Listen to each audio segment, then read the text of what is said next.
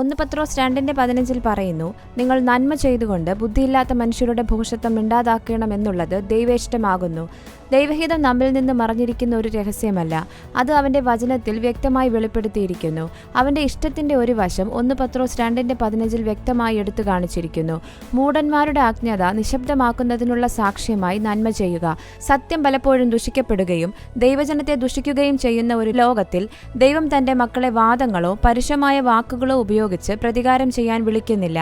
മറിച്ച് വിശുദ്ധ ജീവിതം നയിച്ചുകൊണ്ടാണ് നാം പ്രതികാരം ചെയ്യേണ്ടത്.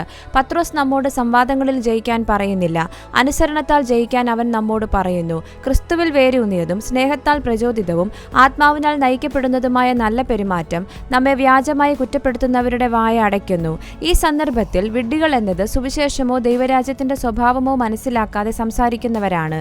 എന്നാൽ അവരെ പരിഹസിക്കുകയോ ആക്രമിക്കുകയോ ചെയ്യുന്നതിന് പകരം വിശ്വാസികൾ നമ്മുടെ ജീവിതത്തിലൂടെ സത്യം പ്രകടിപ്പിക്കാൻ വിളിക്കപ്പെട്ടിരിക്കുന്നു.